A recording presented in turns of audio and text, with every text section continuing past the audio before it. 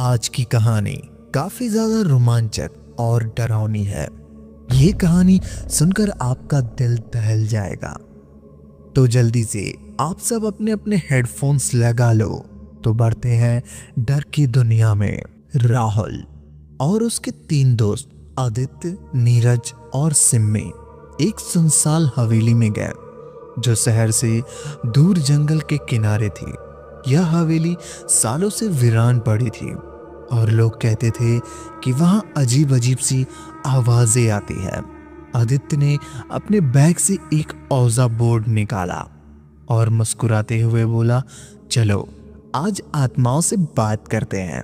सिम्मी डरते हुए बोली, मुझे यह सब ठीक नहीं लग रहा। लेकिन तीनों लड़कों ने उसे मना लिया।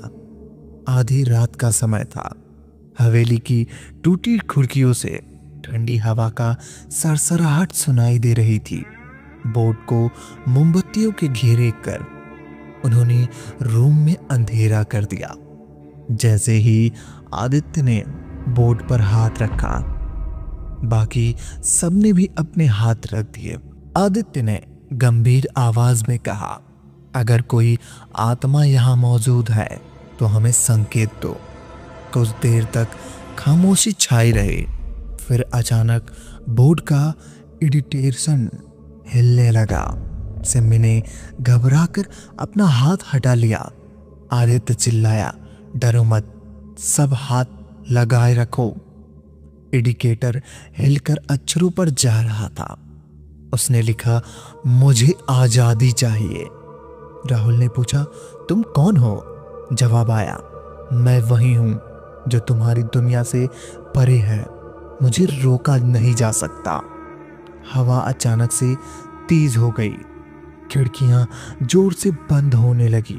खिड़कियां जोर से बंद खुलने लगी। सिम्मी चिल्लाई, ये सब बंद करो, मुझे यहां से जाना है। लेकिन आदित्य ने बोर्ड से हाथ हटाने से मना कर दिया। तभी एक भारी आवाज कमरे में गूंजने लगी, जैसे कि कोई अजनबी गुस्से से बोल रहा हो। राहुल ने दरवाजे की तरफ देखा और उसे ऐसा लगा कि जैसे कोई छाया धीरे धीरे उनके पास आ रही है। वो छाया इंसानी नहीं थी। उसकी आंखें लाल और चमकदार थीं। उसके चेहरे पर घावों के निशान थे। वो छाया धीरे धीरे पास आते हुए बोली, तुमने मुझे बुलाया, अब मैं नहीं जाऊंगा। नीरज ने डर के मारे बोर्ड को पलट दिया। तभी एक तेज हवा चीख पूरे कमरे में गूंज उठी। मोमबत्तियां बुझ गईं। चारों ओर अंधेरे में घिर गए। राहुल ने टॉर्च जलाने की कोशिश की, लेकिन बैटरी खत्म हो चुकी थी। अचानक आदित्य जमीन पर गिर पड़ा। उसके शरीर में अजीब सी हरकत हो रही थी। उसकी आवाज बदल गई और वो गहरी डरावनी आवाज में बोला, तुम सब मेरी दुनिया में आ गए हो, अब यहां से बचकर नहीं जा सकते। सिम्मी रोते हुए चिल्लाई, हमें माफ कर दो, हमें जाने दो। छाया ने हंसते हुए कहा, अब तुम मेरे हो। राहुल ने हिम्मत जुटाई और औजा बोर्ड को आग लगा दी।